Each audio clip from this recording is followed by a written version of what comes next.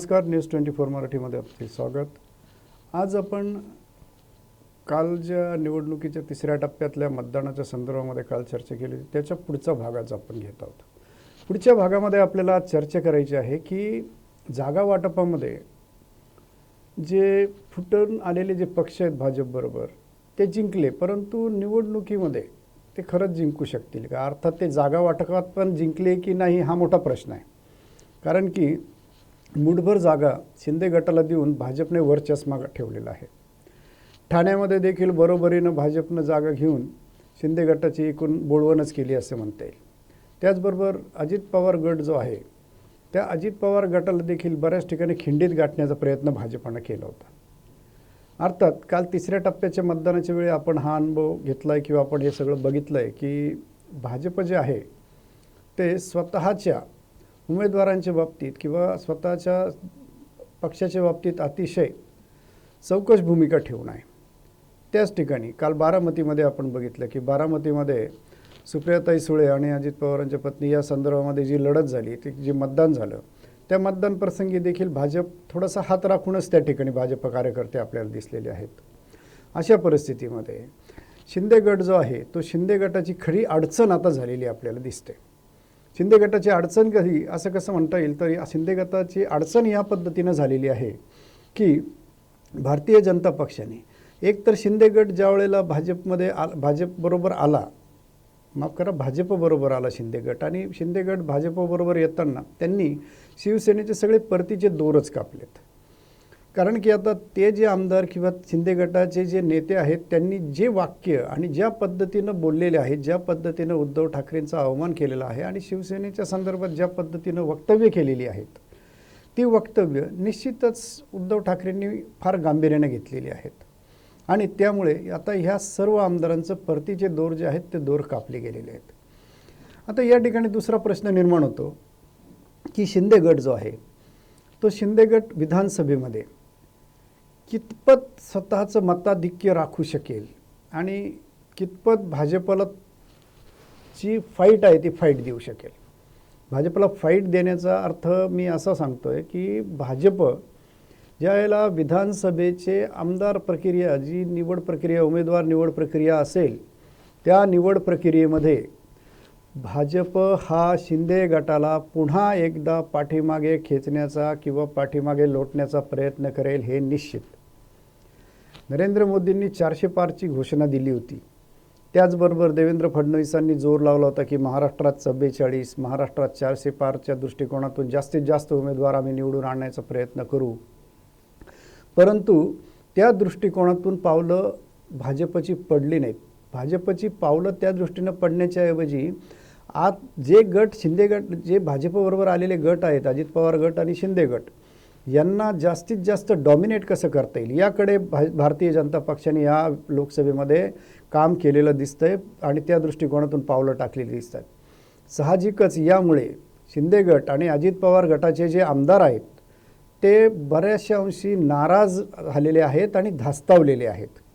कारण की लोकसभेच्या संदर्भात उमेदवारी देताना जी परिस्थिती निर्माण झाली किंवा ज्या समस्यांना शिंदे गट आणि अजित पवार गटाला सामोरं जावं लागलं, जास्त करून शिंदे गटाला ज्या पद्धतीनं सामोरं जावं लागलं आणि शेवटच्या क्षणापर्यंत शिंदे गटाला एक ताणतणाव झेलावा लागला, ते पाहता विधानसभेच्या निवडणुकीच्या वेळेला हा प्रसंग जर उद्भवला तर शिंदे गटाचे आत्ताचे विद्यमान आमदार आहेत त्यापैकी किमान निम्म्या आमदारांची जागा ज्या आहे, निम्म्या आमदारांच्या ज्या जागा आहेत त्या जागा वाटपामध्ये भाजप त्यांना त्या जागा देईल की नाही अशी शंका निर्माण झालेली आहे। मराठवाड्यामधील 10 जागांवर जी निवडणूक झाली त्या निवडणुकीमध्ये भाजपच्या दबाव तंत्रामुळे शिवसेनेला भावना गवळी, हेमंत पाटील, कृपाल तुमाने आणि 3 खासदारांना, विद्यमान खासदारांना उमेदवारी नाकारावी लागलेली आहे। अर्थात हा असंतोष जो आहे हा असंतोष देखील शिंदे गटामध्ये मोठ्या प्रमाणावर धुमसत आहे। ही आता वादळापूर्वीची शांतता आहे असं म्हणायला हरकत नाही, कारण की शिंदे गटाचे आमदार जे आहेत त्यांच्यामध्ये एक प्रकारचं भीतीचं वातावरण सध्या पसरलेलं आहे आणि या भीतीच्या वातावरणामुळे म्हणजे साहजिक आहे की शिंदे गटाला पुढे कोणाकोणाला उमेदवारी मिळणार आणि भाजपच्या तुलनेत कुठे कुठे त्यांना उमेदवारी दिली जाईल हा प्रश्न सध्या त्यांच्यासमोर मोठ्या प्रमाणावर पडलेला आणि काही आमदार खाजगीमध्ये आणि काही मंत्री आमदार हे खाजगीमध्ये बोलायला देखील लागलेले आहेत की भाजपने यावेळेला लोकसभेच्या संदर्भात जे काही केलं त्याचा परिणाम हा शिंदे गटाच्या अंतर्गत धुसफुसीवरती होतो आहे आणि शिंदे गट आता विचार करायला लागलेला आहे की भाजपबरोबर आता विधानसभेमध्ये कुठल्या प्रकारची रणनीती खेळून आपल्या उमेदवार आता परत आपल्याला तेवढ्या जागा मिळवायच्या असतील. तीच गत अजित पवार गटात देखील झाली. 5-6 जागा मिळून अजित पवार गटाची देखील बोळवण करण्यात आलेली आहे. आता राष्ट्रवादी या पक्षाची जे वलय आहे किंवा राष्ट्रवादी पक्षाची जी महाराष्ट्रामध्ये एक इमेज आहे त्या इमेजमध्ये अजित पवार गट जो आहे त्या अजित पवार गटाची 5 ते 6 जागा देऊन बोळवण केल्यानंतर भाजपच वरचढ ठरतो हे सगळीकडे सर्वत्र दिसतंय. परंतु मतपेटीत खरोखर भाजप वरचढ दिसेल का हा एक मोठा प्रश्न आहे. भाजपच्या विरोधात महाराष्ट्रामध्ये एक सुप्त लाट आहे आणि उद्धव ठाकरे आणि शरद पवार यांच्या बाबतीमध्ये एक सहानुभूतीची लाट निश्चितच महाराष्ट्रात आहे, हे कोणीही नाकारणार नाही. अगदी राजकीय विश्लेषक देखील सांगतात की भाजपमुळे जी वाताहत महाराष्ट्राच्या राजकारणाची झालेली आहे, जी परिस्थिती महाराष्ट्राच्या राजकारणामध्ये उद्भवलेली आहे, त्या परिस्थितीमध्ये आज अजित पवार गट आणि शिंदे गटाच्या तुलनेत उद्धव ठाकरे गट आणि शरद पवार गट ह्या 2 गटांबाबतीत जी महाराष्ट्रामध्ये सहानुभूती आहे ती फार मोठ्या प्रमाणावर आहे. ह्या सहानुभूतीबरोबरच अनेक प्रश्न महाराष्ट्राचे जे आहेत, अनेक समस्या ज्या महाराष्ट्राच्या आहेत, शेती क्षेत्रातल्या समस्या आहेत, बेरोजगारीच्या समस्या आहेत, उद्योग क्षेत्रातल्या समस्या आहेत, या सर्व समस्या देखील डोकेवर काढण्याचा प्रयत्न करतात. आता आपल्याला हे जे गोष्टी आहेत या गोष्टीचं सर्वसमावेशक जर थोडक्यात विश्लेषण करायचं झालं तर आज बेरोजगारीची जी समस्या आहे ती समस्या आपल्याला मतपेटीतून दिसायला लागलेली आहे. शहरामध्ये मतपेटीमधून किंवा आम्ही ज्या वेळेला मतदान सुरू होतं त्यावेळेला बाहेर मतदाराची जी चर्चा करतो त्यामध्ये ह्या प्रश्नांवरती गांभीर्याने चर्चा झाली. जे युवक आहेत त्यांनी गांभीर्याने या प्रश्नावरती सांगितलेलं आहे की ही समस्या फार मोठ्या प्रमाणावर आहे, बेरोजगारीची समस्या. त्याचबरोबर कांदा निर्यातीच्या संदर्भामध्ये शेतकऱ्यांमध्ये फार मोठा असंतोष आज दिसून येतो आहे आणि तो असंतोष असण्याचं कारण देखील हे केंद्र सरकारच आहे, भाजप सरकार आहे. परंतु याचा परिणाम काय झाला आहे की कांदा समस्या, निर्यातीची समस्या जी आहे, शेतकऱ्यांच्या भावाची जी समस्या आहे त्या समस्येमध्ये आता राष्ट्रवादी काँग्रेस अजित पवार गट आणि शिंदे गट, शिवसेना शिंदे गट हे देखील भरडून निघत आहेत, कारण की ते भारतीय जनता पक्षाबरोबर आहेत. आणि त्याचबरोबर शरद पवार गट आणि उद्धव ठाकरे गट हे गट ग्रामीण महाराष्ट्रामध्ये सहानुभूती मिळाल्यामुळे थोडेसे वरचढ ठरताना दिसत आहेत. आता या समस्येवरती देवेंद्र फडणवीस काय उत्तर काढणार, कारण की देवेंद्र फडणवीस फक्त भाजपपुरतं बघतायत, भाजपच्याच बाबतीत विचार करतायत हे निश्चित झालेलं आहे. मग शिंदे गट आणि अजित पवार गटांना या संदर्भामध्ये आता काय विचार घ्यावा लागेल किंवा काय निर्णय घ्यावा लागेल ही महत्त्वाची बाब त्यांच्यासमोर आज आहे.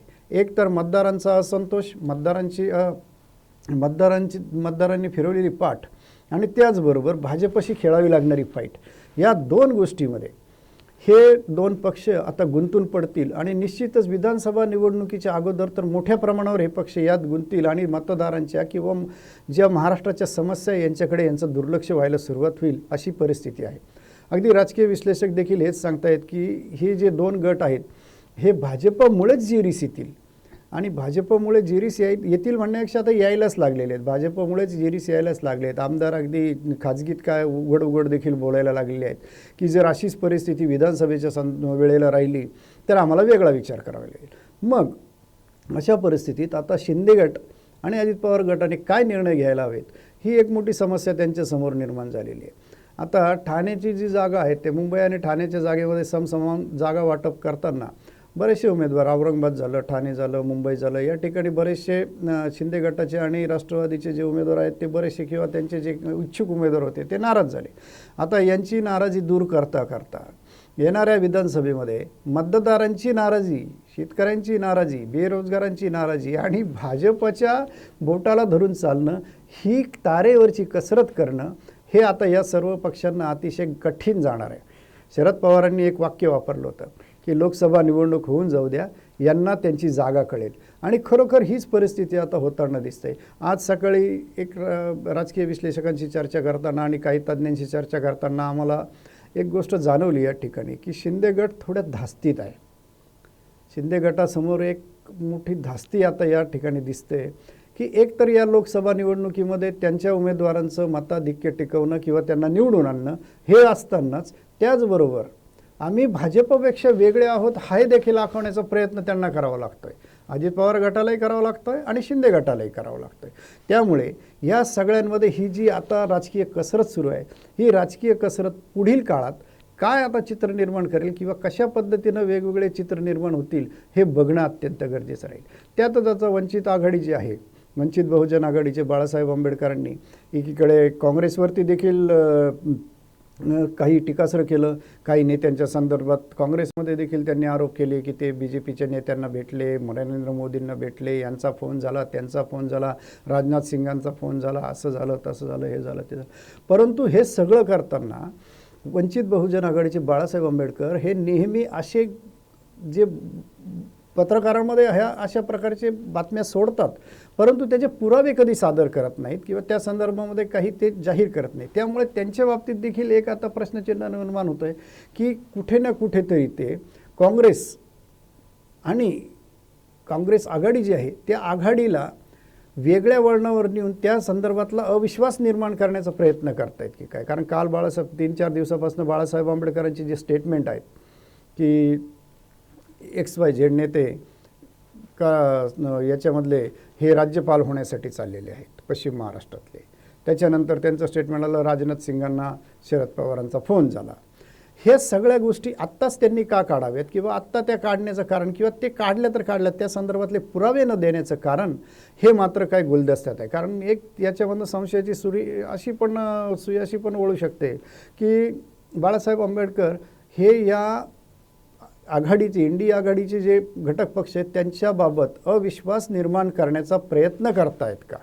मग अर्थार्थी हा पण प्रश्न निर्माण होईल की ते जर त्यांच्या बाबतीत अविश्वास निर्माण करायचा प्रयत्न जर करत असतील तर याचा अर्थ ते अंतर्मधून किंवा छुप्या पद्धतीनं भाजपला तर मदत करत नाही आहेत ना, हा एक प्रश्न या ठिकाणी निर्माण होतो. अशा प्रकारे ही महाराष्ट्राची जी राजकारणाची खिचडी झालेली आहे आणि महाराष्ट्राच्या राजकारणाच्या संदर्भात सामान्य मतदारांच्या आणि माणसाच्या मनामध्ये जी उदासीनता निर्माण झालेली आहे, ही उदासीनता दूर करण्यासाठी शिंदे गट त्याचबरोबर अजित पवार गटाला आता खूप मोठ्या अग्निदिव्याला सामोरं जावं लागणार आहे.